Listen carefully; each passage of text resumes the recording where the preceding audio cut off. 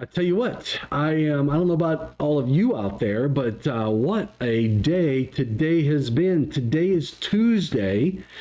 It is Tech Tuesday. It is IAEI News Live Tuesday. And today I want to talk about competing goals. What are our challenges? What are some of the code requirements that could cause problems in helping us achieve our goals and objectives, which some of our goals compete with each other? All right. And Don Ganir, thanks for joining, buddy. So what we're going to do now is we're going to talk about competing goals and objectives with maybe code requirements as well, and discuss some of the ins and outs of all of that.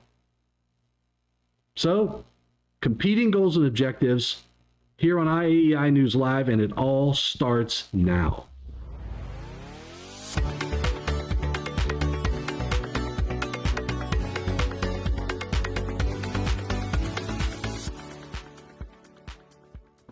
Mr. Tim McClochie in the house. Brother, how the heck are you, buddy?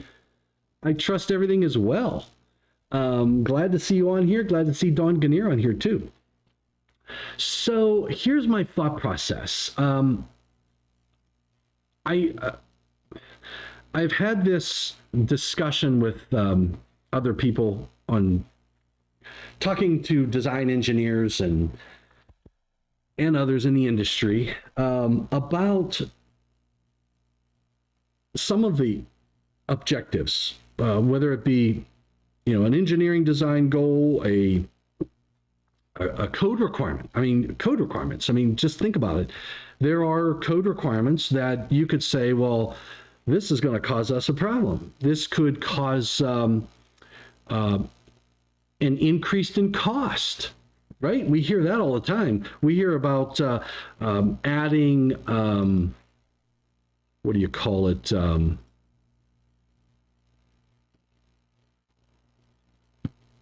2, 3, 4, 5, 6, 7, 8. I don't know why that. Got to change this. Hold on. We talk about adding, whenever we add a requirement, we'll say, well, we do a cost analysis and the impact analysis, and it's going to increase the cost of the installation. So that's a competing design goal, right? So I've got 8 design goals that compete with each other regularly, if you think about it.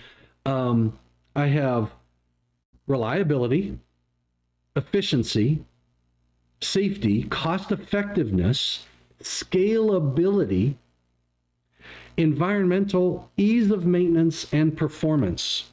So, in fact, I was going to do something.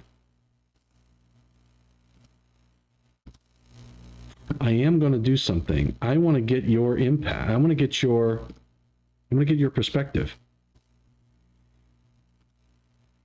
I need to go to home. So these goals can definitely, I can make something very reliable. I can make a power distribution system. I can make your structure so reliable that you would never, ever even see a blip of power loss or voltage sag. Now, do you think that you would afford it? Maybe not, right? Maybe you would not be able to afford that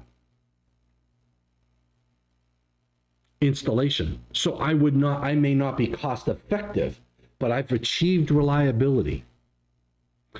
I may not be efficient.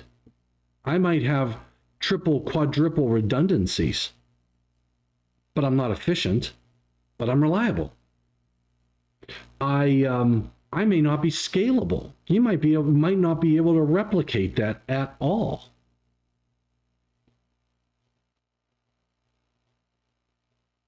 These, my thoughts are that these are I think the 8. I was going to try to key it down to 2, and it was going to be like cost and reliability, but I don't know. The more I think about it, I could make an argument that reliability and safety are very similar,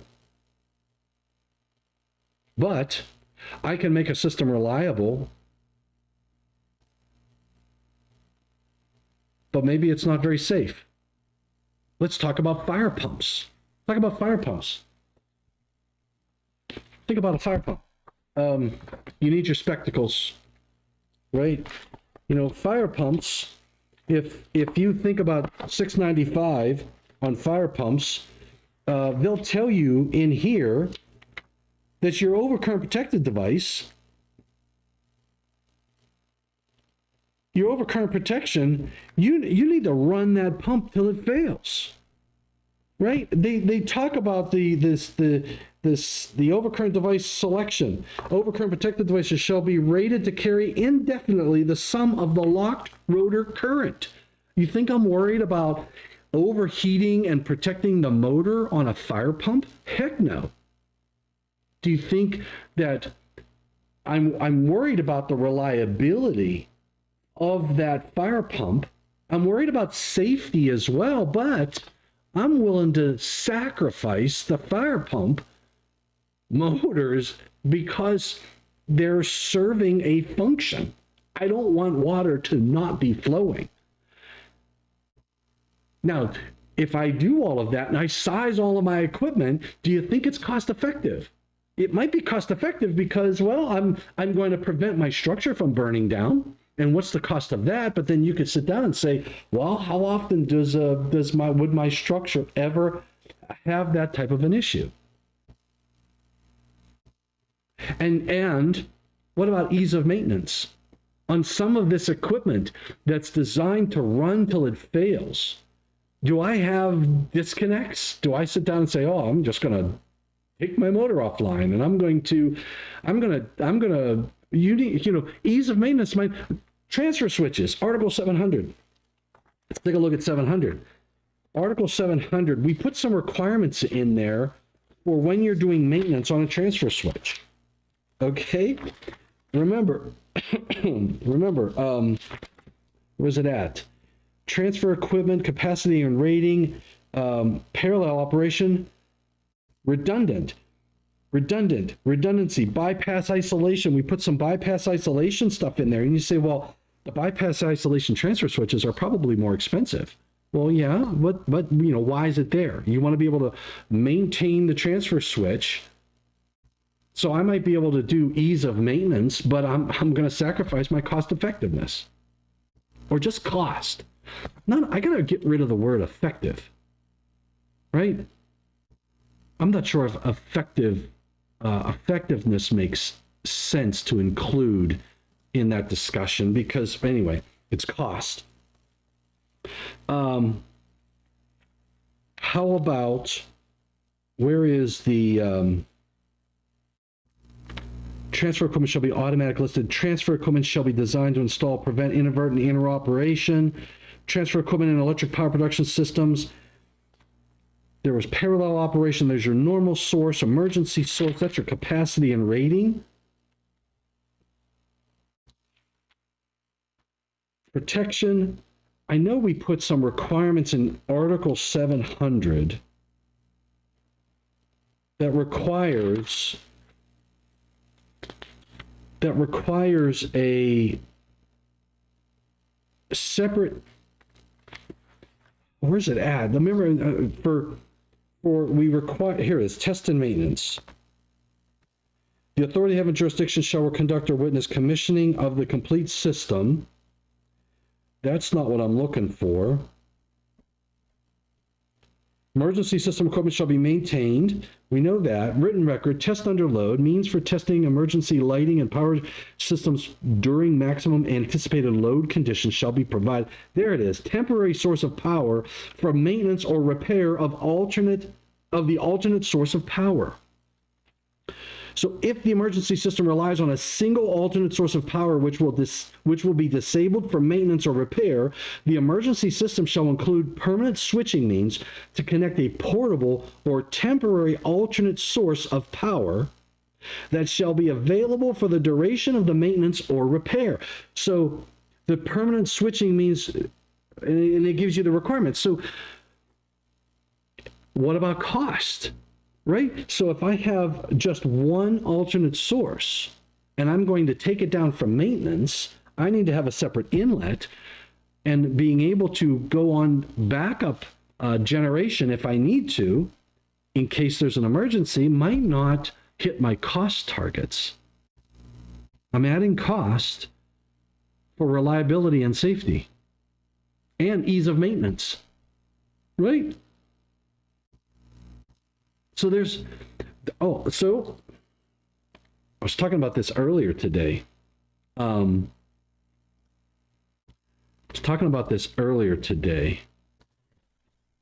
Article 90. Article 90. 90.2b. 90.2b, adequacy. Let's talk about adequacy.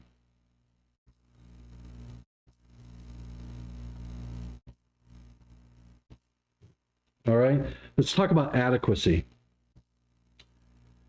Dawn and Tim. 90.2b says that the code contains provisions that are considered necessary for safety. Compliance therewith and proper maintenance result in an installation that is essentially free from hazard. But, I love the but. It says, but not necessarily efficient, convenient, or adequate for good service or future expansion. So the code doesn't address, efficiency, right? Doesn't affect efficiency. It doesn't impact scalability, right? Scalability. I would argue the code does give you some instances to ease of maintenance. I'd make that argument. I don't know if you would agree.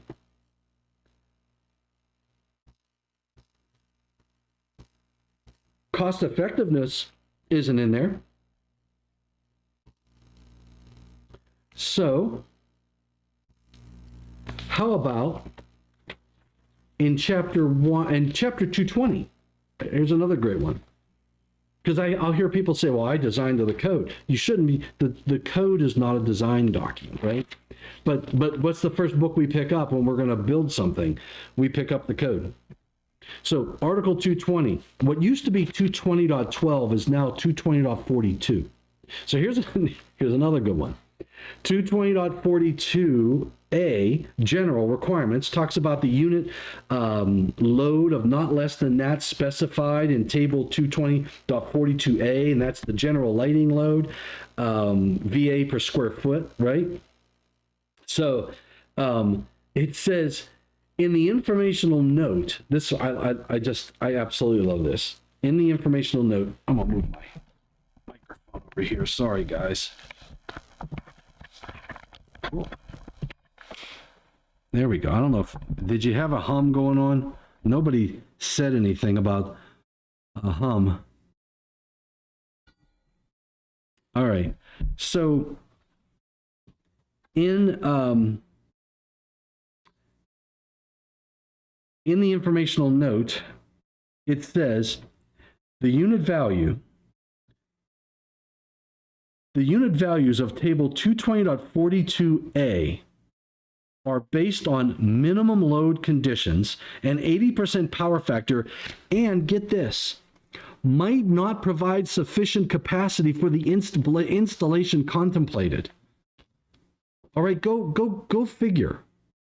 And so my system, Don Ganir says, adequacy goes hand in hand with cost effectiveness.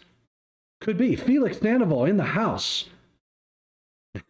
Boys and girls, nice to meet you. Hola, hola, ¿cómo está? So, and Felix, I don't know, but I might be in Colombia come September timeframe. Bogota? I might be doing a AAA electrical safety workshop down in Bogota, Colombia in September. So we got to stay in touch. Hopefully we get to meet one day and have a cup of coffee together, have some good Colombian roast. Although I did bring this back from Costa Rica.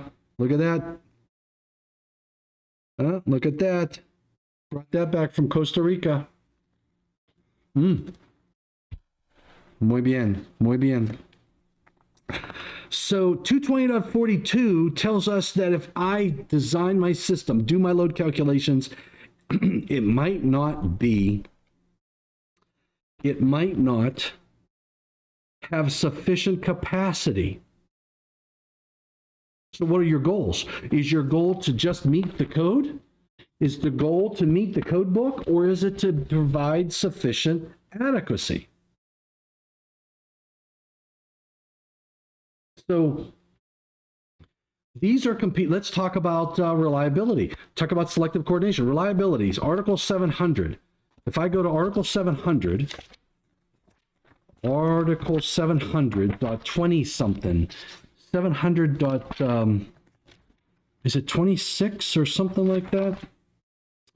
700.32. 700. That's 701.32. 701.32 same way, but 700.32, 701.32. So 700.32 says for emergency systems, overcurrent protected devices shall be selectively coordinated with all supply side, load side, supply side and load side overcurrent devices. Okay, so it talks about modifications, talks about replacements. So, and then in the 2023 code in Article 240, I think it's 240.11, because it goes to 11, 240.11, selective coordination. If one or more feeder overcurrent protected devices are required to be selectively coordinated with a service overcurrent protected device by other requirements in this code, all feeder overcurrent protected devices supplied directly by the service overcurrent device shall be selectively coordinated with the service overcurrent protected device. All right, so what does that mean? And how does that? So that is about reliability. I would say it's about reliability. Why is it about reliability? My argument there is that if I build a system that is selectively coordinated, I make sure that the overcurrent device closest to the load trips, right? The overcurrent device closest to the load isolates the fault, and I don't have a wider outage in my facility. What's the compromise? Or what's the impact? That I would say reliability is high in that regard. What about efficiency? It's going to be larger overcurrent devices upstream. What about safety? Well, reliability should equal safety, so it's reliable, but because I have intentional delays, I will have higher incident energy. That would be ungood, wouldn't it?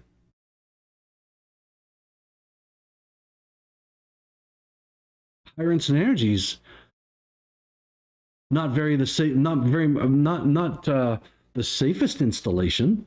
If I have an installation that has very high incident energy, what is risk? Risk is likelihood and severity, right? So for me to manage risk, if I have a selectively coordinated system, I've got to try to manage risk. I know I just increased the incident energy in the system. Well, what did that do? The severity just went up. I might not be able to control. I might not be able to control likelihood either.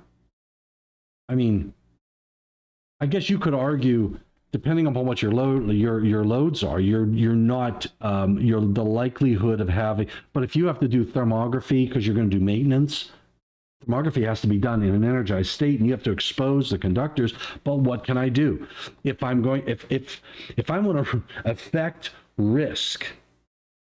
I want to impact risk. I want to control likelihood and severity. When I have a selectively coordinated system, my incident energy goes up, right? Hey, Willie Snyder in the house. Happy Tech Tuesday. I see we're getting some action on CMP12. We'll have to take a look at that. But if I have a selectively coordinated system, my incident energy goes up. If it goes up, which is very highly likely, especially if I'm doing circuit breakers, my incident energy is going to be up. What can I do to manage risk? Because I have reliability and safety in there, and I think I've increased reliability, and the reliability of an emergency system should increase safety for the people inside. But what about safety of those who have to work on the system? What can I do to help reduce one of those two categories, either severity or likelihood, or both severity and likelihood? I can add technologies. I could put windows, infrared windows. Do I have IR scan? Think about an IR scan window, right? IR scan. Oh, let me just try window. Gear. Electrical equipment. I know I had some images of an IR window, and I cannot find them. But how about Warrendale?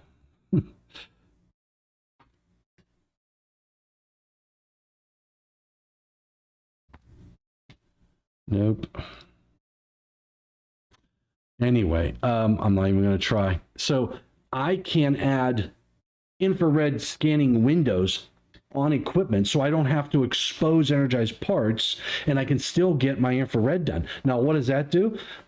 It impacts cost, right? So I can take a system that is reliable. Say I have a selectively coordinated system. Everything it's very reliable.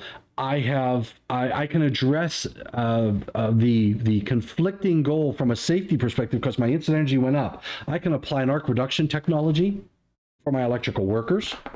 I could apply infrared windows on the equipment so that I don't have to expose the energized parts, and I can make what? Ease of maintenance.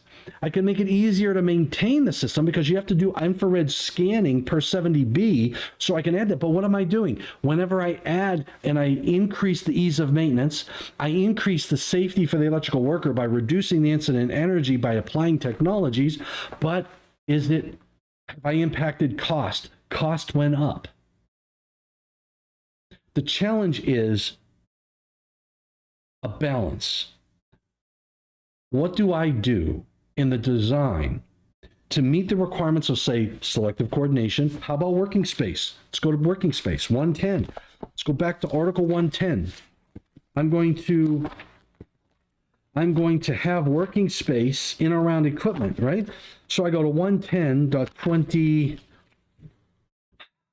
what is it, 20, not, where's my working space? It's not, wait, well, hold on.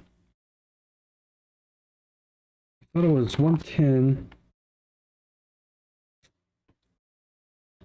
110.21 is markings. What am I missing? I can't remember. I can't remember what section. Where's my working space? It's not 110. Where's it at? Working space. Why don't I remember the section on working space? Come on, guys. What's the working space? Willie, help me here, buddy. I'm having a I am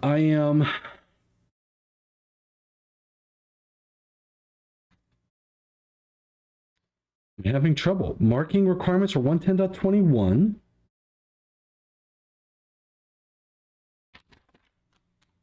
Where's my working space?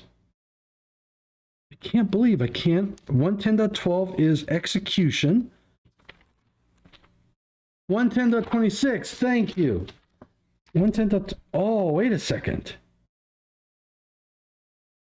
Oh, there it is. You know what? I was thinking it was going to 1,000 volts and above, but it's part 2, 1,000 volts and nominal less. I was in part 1. Part 2, 110.26, space about electrical equipment. I was looking right at it, but I have written on there 1,000 volts AC, 1,500 volts DC. All right, anyway. 110.26. Now, one of the changes that we made for large equipment, where's the large equipment? My working space, limited access, personnel doors, illumination, indoor, locked electrical equipment. So when I have working space requirements and I have the requirements, say what was used to be 1,200 amps and above, and what did we used to do? We'd put 2 600 amp breakers in instead of one 1,200 amp breaker, because if I have one 1,200 amp breaker, then I would have to have 2 entrances, right? So that was addressed in 110.26A, limited access, separation from high voltage, clearances, large equipment, C, entrance to and egress from working space. It's 110.26 Charlie, entrance to and egress from working space, and 2 is large equipment. Remember, we made a change there, and we said for equipment rated 1,200 amps or more, and then we said for service disconnecting means installed in accordance with 230.71B, where the combined ampere rating is 1,200 amps. So now if I have 2 600 amps, now I've got to put 2 entrances for egress, entrance and egress. So we made changes there to fill that gap. But when I have to add multiple entrances to that room, what am I doing? Is it an efficient use of space inside of the facility? If you were talking to the architect, they would say, no, it's not an effective use, and you're not getting 1 more square inch of space, right? Is it going to increase the cost? Well, I would say whether I put a block wall here or there, if I increase the size, my block walls are going to be, you know, I've added a few $100 maybe to add some more block, but more importantly, I've added a door that could cost some money. If I have to put the special egress break, that could cost some money. So I've impacted cost. Maybe not as efficient as it could be. I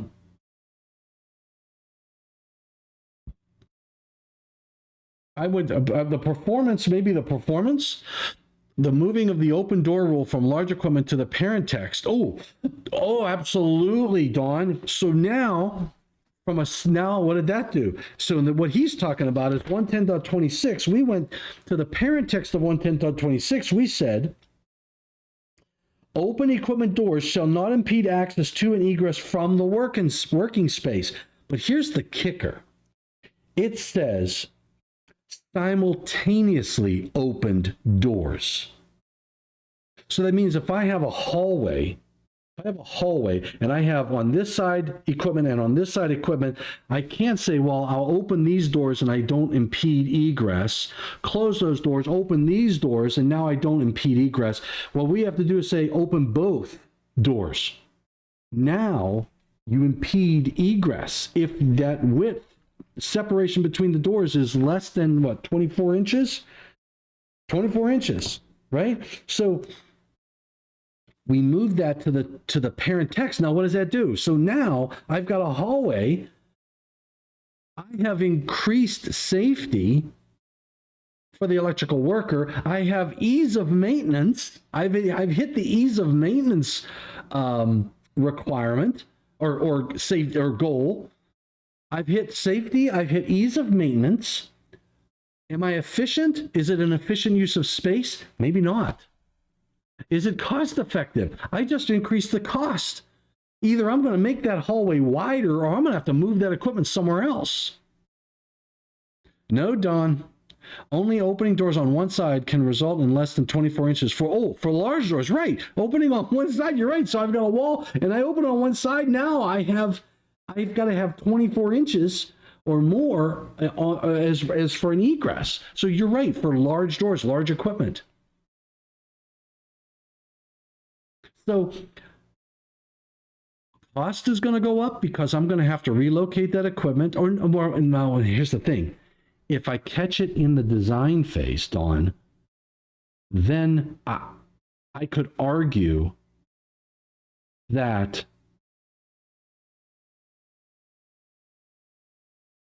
I can fix that problem and be cost effective.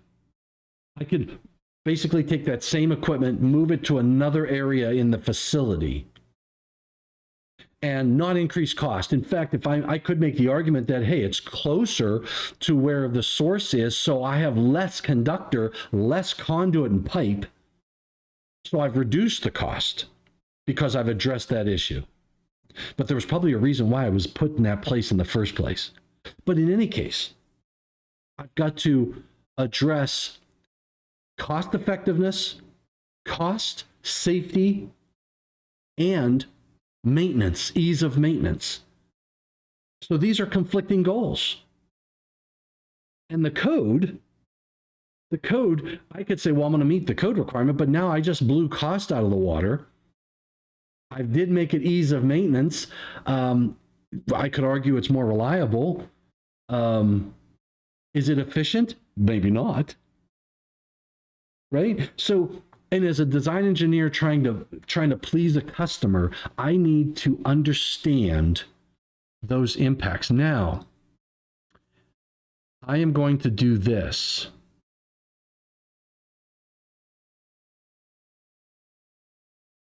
I'm going to do this. I want you now think about these goals and objectives, right?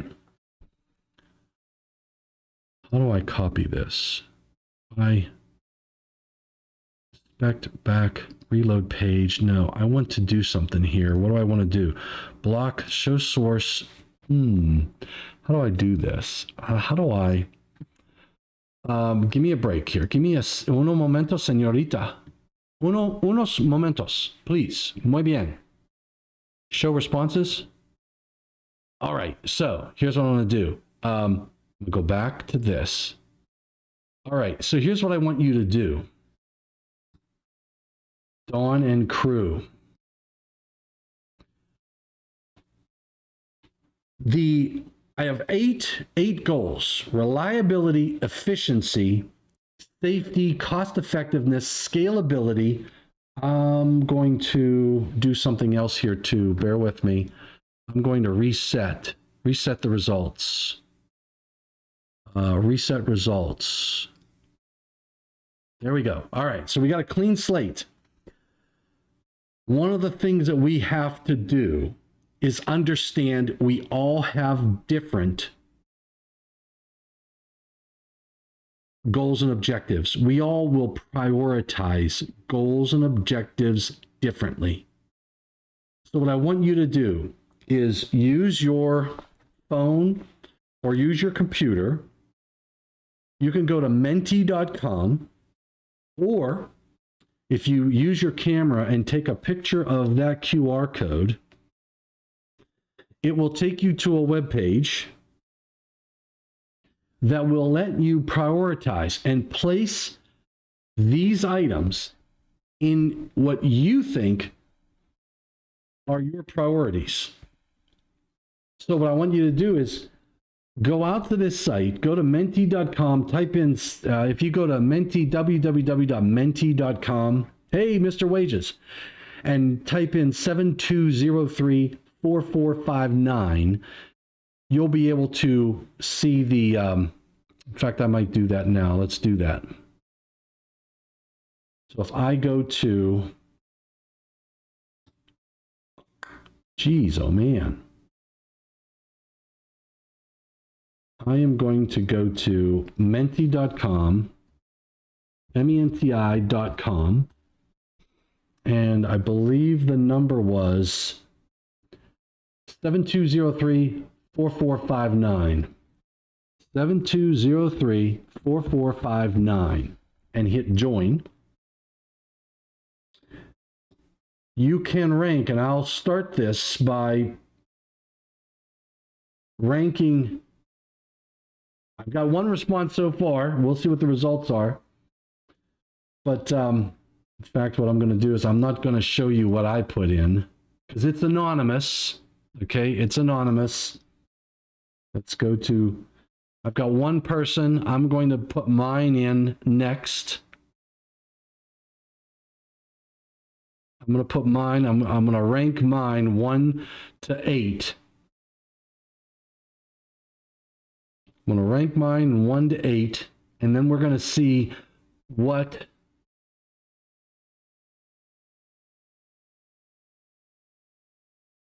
and you can move them around, okay? You can, but rank them 1 to 8. How many people? We've got one person. I'm going to submit. It'll be 2. All right. I need you guys and gals to take a look, and we'll show some results once I get some people here. But reliability. Oh, what's Willie say? Hold on. I gotta go see what you're saying there, Willie. Hold on, buddy. We have had one job where we had to put a warning label that equipment must be de-energized due to insufficient working space. That's interesting, Willie. Jody Wages, I look marvelous, marvelous, darling, simply marvelous. Thank you, Jody. Good to see you again. I was just with Jody. We were down in Texas, weren't we? Two Saturdays ago. I got 3 responses. Hey, Robert, you got another chance, buddy. Take another swing at the quiz here. Not the quiz, but it's anonymous. So prioritize these goals and objectives. Robert from Omaha, you may be late, but you're worth the wait. All right, so we're talking. So we said working space can provide challenges for our goals and objectives: reliability, efficiency, safety, cost effectiveness, scalability, environmental impact, ease of maintenance, and performance. Put these in the order that you think. I've only got 3 respondents. What's the code? 7203-4459, or use your phone and scan the QR code. But if you're looking on your phone, you got issues. 7203-4459. So go out to menti.com, 7203-4459. Prioritize those. We got 4 responses so far. So let's go back to the code. What's another good? What's another impact? Transformer. Oh, 450. Let's go to 450. Oh, I love this. Transformer protection, 450.3b. Now, I can have a transformer with a primary and secondary overcurrent protective device, and I can provide protection of the transformer, but the equipment on the secondary can have high incident energy. So I've protected my transformer. I've met the requirements. I've protected the secondary conductors. I've met the requirements. But I have high incident energy for that first piece of equipment on the secondary of that transformer.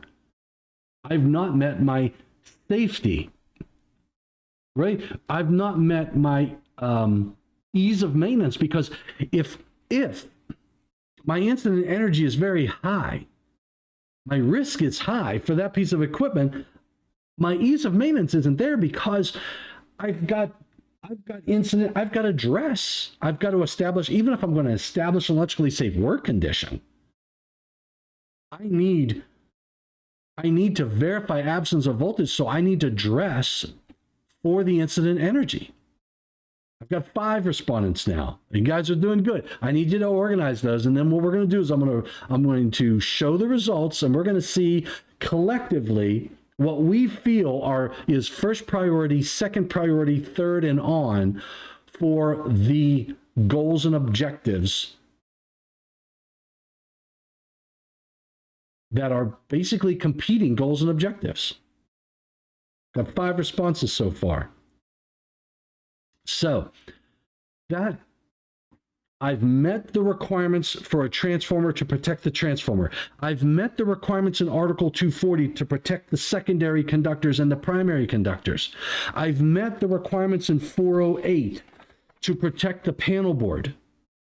And the panel board has a main, but I still have a high incident energy. I have not met the ease of maintenance, and I've not met safety goals and objectives. Safety of the electrical worker. I may meet my priorities because my priorities may not have safety or ease of maintenance at the highest of the list. Efficiency and cost might be up at the beginning of the list.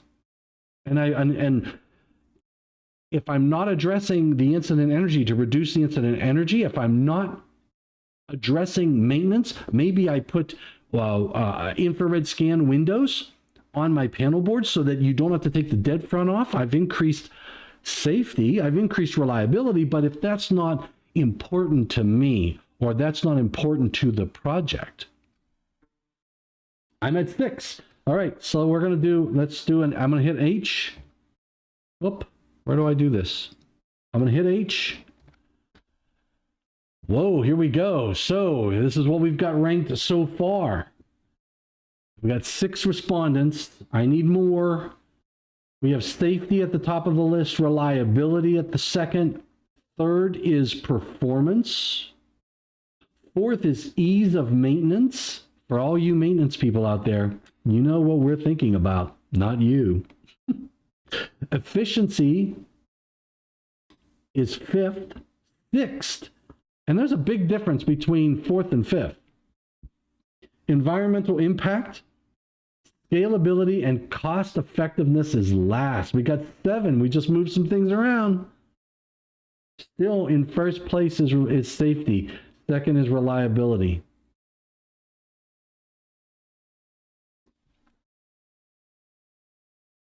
You see what I'm getting to? Let me close this. Turn off responding. Enable comments, enable Q&A. Show blank. I'm going to copy the link. My link is copied. I'm going to put the link in the chat. Control V. There it is. I got the link, the Mentimeter link. Go out. Oh, I got a comment. I don't know if I want to see this comment. Do I want to see it? When addressing safety cost, why does everyone not look at the cost, hospital and funeral costs? Oh, that's a good one. Because you're right. You think about it. So that's a very good point. What he's saying is that if you don't address reliability and safety, and when you think about what's the cost of, say for example, I'm going to add cost. I'm going to add a disconnect so you can establish an electrically safe work condition. I'm going to put infrared windows on the equipment so you don't have to remove the dead front. You can do your infrared scanning.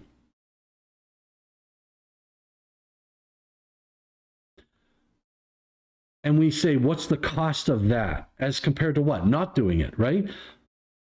But I'm keeping somebody out of the hospital. I'm keeping, and I wouldn't say the funeral costs, I would say the impact to the business, lost downtime. What about the lost downtime, right? Remember, somebody made the statement that I remember making the statement, look, we can do this. We can establish an electrically safe work condition. We can plan the outage.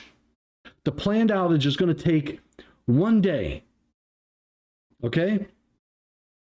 But if we do this work energized and there's a problem, that unplanned outage could take weeks or months.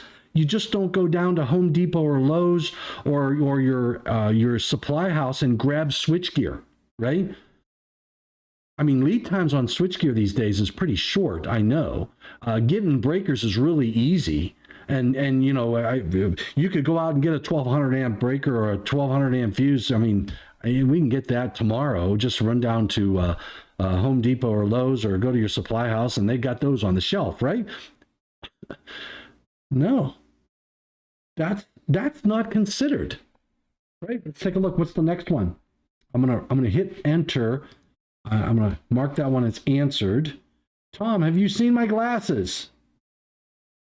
Your glasses? I don't know. I haven't seen any glasses. All right, 3 of 3, 2 of 3, 1 of 3. How are you so awesome? I don't know how I'm so awesome, but maybe it was a gift. I don't know. I think I like that one. So we got 7 people. This is the ranking. Safety, reliability, performance, top 3. Safety, reliability, and performance for all of you people who do maintenance. Sorry, buddy.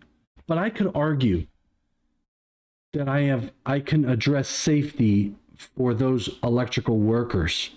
So putting arc reduction technologies, putting infrared window scans, I could say that's a safety move. And it does absolutely facilitate ease of maintenance. Achieving selective coordination could be a reliability move, but maybe not so much from a safety for the electrical worker perspective. Willie says, we had some Eaton gear that was 54-week lead time. See? Every manufacturer's having challenges these days, and it depends upon, in some cases, it's one component inside the assembly. Or on the piece of equipment on the breaker, or say it's a breaker or a fuse, or maybe it's a disconnect. Maybe it's that one little piece of plastic or that one piece of thermoset. Everything else is made. It's like when I remember during COVID, they couldn't get circuit boards. So what did they do? They built all these vehicles and they put them out in a lot, but none of them had a brain. None of them had a circuit board. What was delaying the shipping of all those vehicles was just one little piece, but a very important piece. But if you're relying, when it comes to an unplanned outage, those could take a long time. Planned events, that's what you want. So we went over 110, we went over working space, we went over transformers, we went over Article 700, we went over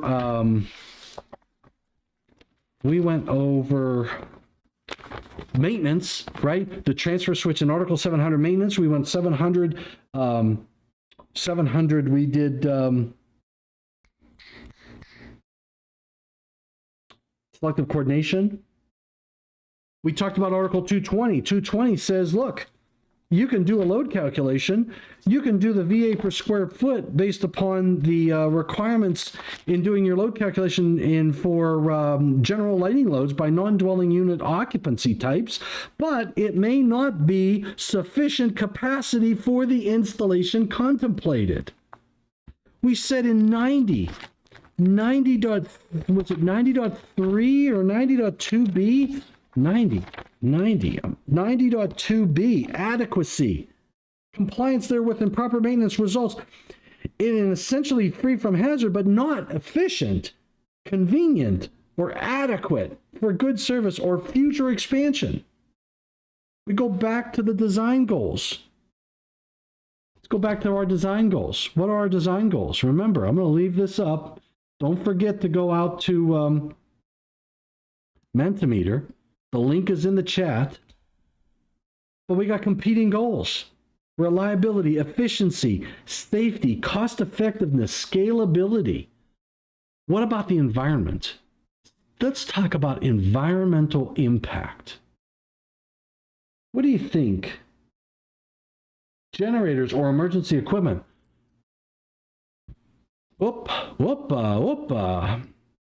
What about generators or emergency equipment? So that's a good point.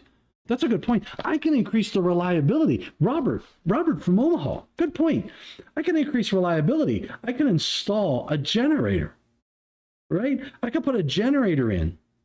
I could say, I'm going to create an Article 700 system for life safety, right? What did I just do? The moment I called something a life safety system, I just increased the cost of the installation.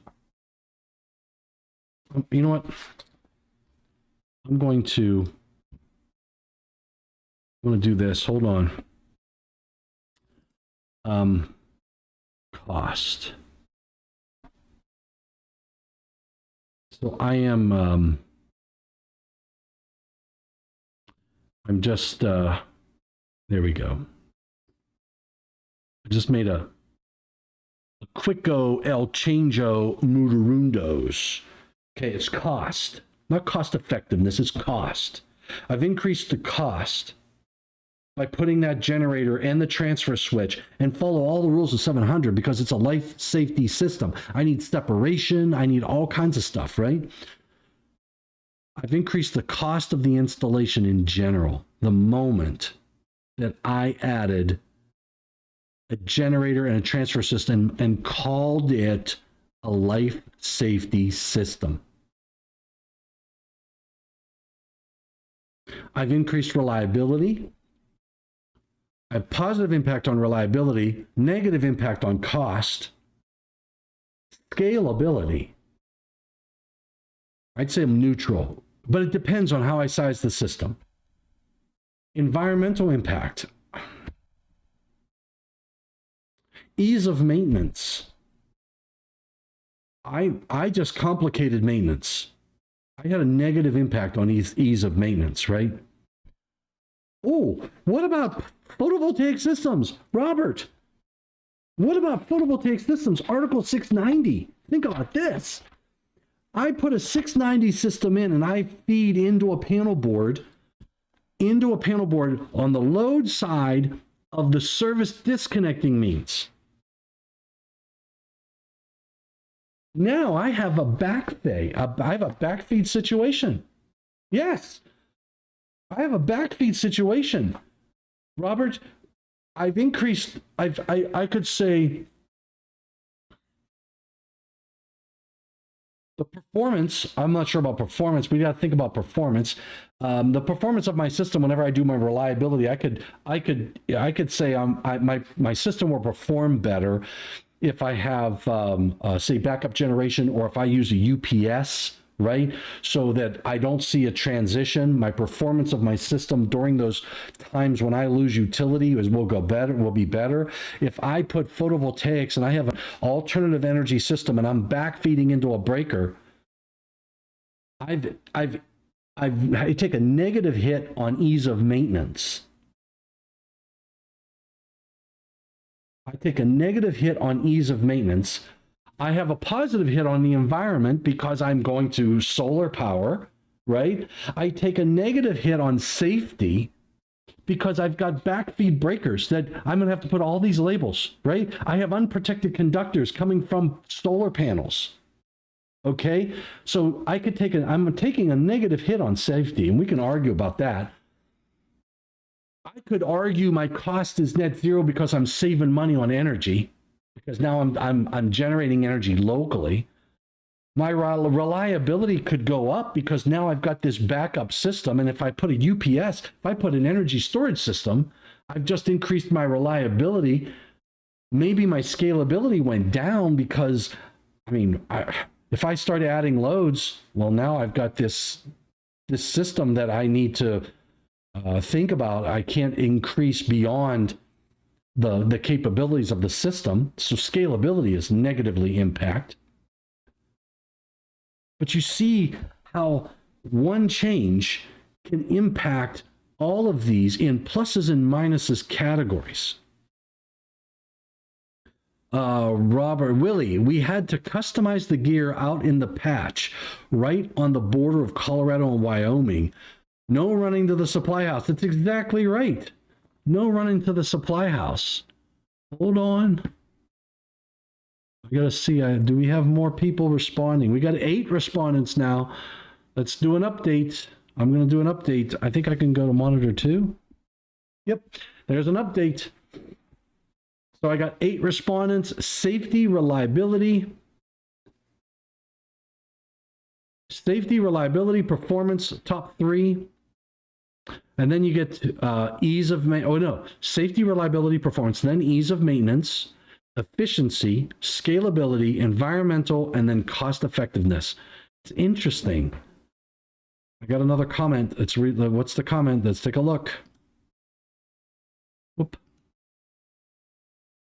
Content. Oh, I got to go to present. There we go. One comment. That is exactly the process. What about a lost life? That's possible. Yeah. You could have, so here's the thing. If we don't remember prioritization, the exercise that we're doing here is prioritization. What are your priorities? And when we think about cost, we don't think about, it's like maintenance, right? Performing maintenance on your vehicle. You can say, I'm not going to change my oil every 3,000 miles. I'm going to wait to every 30,000 miles. And then what does that mean? That means you're going to have to buy a vehicle sooner because your engine's going to go. You can have your body on your vehicle can be great, no rust, but the engine's crap. Why? Because you didn't maintain the engine. And what about when you go to hit the brakes and it doesn't stop because you didn't perform maintenance on the brakes? You didn't change the pads out. And then you have an accident. And what about the hospital costs? What happens if you lose your life? What happens if you kill somebody? They could take everything you own. Nobody addresses those types of cost impacts, right? So safety, reliability, that's all good stuff.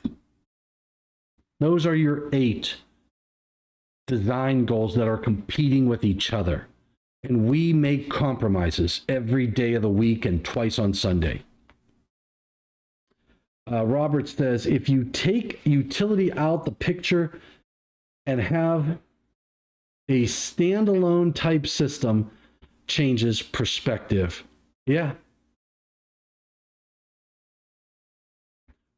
Ford did a cost of a lost life calculation. Hold on, I've got some good comments coming in, but I've got to take this out of that mode. Hold on. There we go. There it is. I want to get the dashboard up so I can see comments. All right. So if you take utility out of the picture and have a standalone type system, changes perspectives. Yeah, you're absolutely right, Robert. If I'm in a standalone system, and his point is you take the utility out. Now my scalability has gone down. It's hard to scale that, right? I can have a very good environmental impact, depending upon where I'm getting my energy source from. I probably have to design an efficient system. My reliability depends on how I design it. My reliability could be very high. My costs would probably be very high too, because now I'm generating my own power. I could suffer in performance. I don't know. Don Ganir says Ford did a cost of a lost life calculation when they built the Pinto. Interesting. I did not know that, Don. Willie Snyder, we have a saying, if we build it right the first time, it's safer because it doesn't risk someone having to go back. You know what, Willie? That's a very good philosophy. Do it right. But here's the issue. Doing it right the first time, you may have a more expensive installation. It depends, right? Because if doing it right the first time means you planned for scalability because you're going to add loads. There's so much to that, doing it right the first time, Willie. there is. There's a lot to that that statement. There's a lot in there. It's like Anna Marie Alberghetti, the Good Seasons lady. It's in there. But you could go through this book. You could go through this book and review with your design goals and say, how does that requirement impact this specific design goal? And which goal am I achieving? And which one am I hurting? And what is my compromise? Your priorities are going to change. Here's the thing. You'll have personal priorities, right? Right, Robert? You're going to have personal priorities. You're going to have your corporate priorities of all of those goals and objectives. You may be a person who says, I am an environmental conscious individual. I will do above and beyond to not negatively impact the environment. You'll recycle, you'll do all of these things. And your design philosophy might be focused on environmental impact, but maybe your company says, no, safety is first. Safety is first and then cost. Or if you're in a petrochem facility, you may say, look, reliability is the most important thing, because with reliability, I get safety. And I'm not worried about cost. And you know what? I'm not worried. And if I get my reliability, which gets me my safety, if I have reliability and I don't emit things into the environment, I'm getting my environmental impact indirectly. I'm achieving that goal, but it's a gimme. It's not necessarily high on your prioritization list, but you're achieving it anyway. So we could look at each of these requirements in the code. Tap rules. What do the tap rules get you? Why would I do a tap? Why would I want to put in a conductor? Why would I put in a conductor not protected at its source? Think about it. Why am I doing that? Why am I doing series rating systems? Series ratings. Let's take a look at 240. Is it 240? It's got to be 240. 240. 240 lets me do series rated systems. I got to see which way this page is supposed to go in, right? So I can have, and I believe it's in my circuit breaker, so it's got to be in the 240, it's got to be in part 7 for series ratings, because you can't do series ratings. Interrupting ratings, 240.83 talks about the marking requirements. 240.86, where a circuit breaker is used on a circuit having an available fault current higher than the marked interrupting rating. Why wouldn't I? If I have 25,000 amps of available fault current, why wouldn't I buy a circuit breaker that is able to interrupt 25,000 amps? Why would I put a 10K breaker in? Do you think that maybe, just maybe, I'm trying to reduce my cost? Did I just impact scalability negatively? Sure. Did I impact reliability? Yeah, because now in the series rated systems, they're both going to open up to impact, to clear the fault, which means I have gone against any selective coordination, right? Because now I'm having a cascading event and I'm planning it that way. I've reduced my cost. Did I increase safety? I would argue if I'm not selectively coordinating now, I could have a cascading event. I don't know where the fault occurred at. I could argue that you've not increased the safety. You've definitely not increased the reliability. Maybe you've increased, well, I don't know if I've increased safety at all. Scalability, I've impacted scalability. I can't add motor loads. So if I add motor loads downstream, I can't exceed what? 1%. 1%. So for calculated applications, motor contributions, series ratings shall not be used where the motor circuits are connected between the higher rated overcurrent device and the series rated combination and the lower rated circuit breaker, where the sum of those motor full load currents exceed 1% of the interrupting rating of the lower rated circuit breaker. The 1%. So I've impacted my scalability for that installation the moment I elected to do series ratings. Performance, I would say negatively. I'd say I'm neutral on performance. They're both going to clear the fault together. So, but overall performance of the system, I could say I can negatively impacted that. Ease of maintenance, I've negatively impacted the ease of maintenance. Why? Because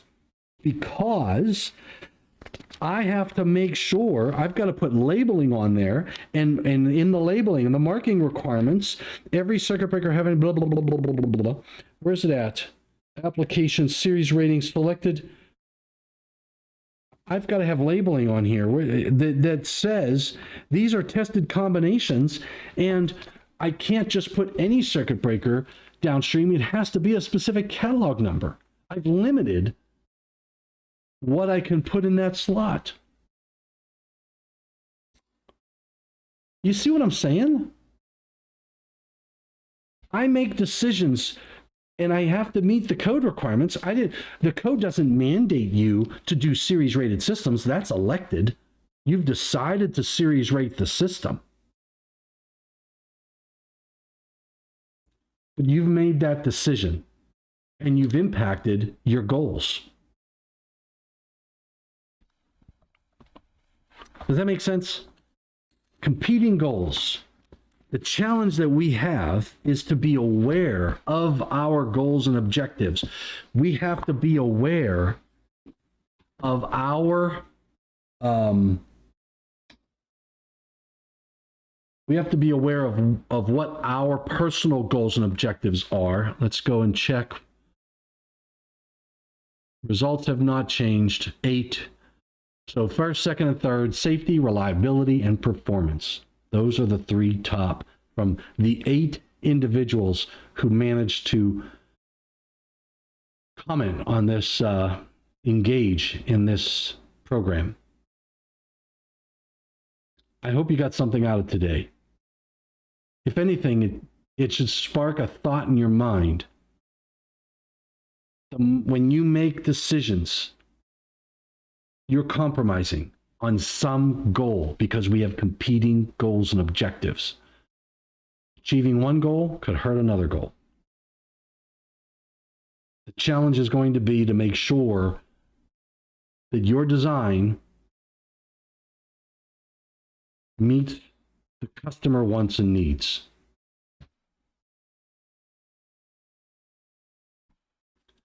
You're right, Don. Series ratings, cost effectiveness, or cost went to the top of the list. Thank you, Robert, for joining us. Thank everybody for joining us. I'm going to close my Mentimeter. I want to thank Willie Snyder, Don Gannier, Robert from Omaha, Jody Wages, thanks for joining in. Felix Sandoval from Colombia, all the way from Colombia. This is an international program. Don Gannier, Tim McClochie. Thanks everybody for joining in. I hope you got something out of our session today.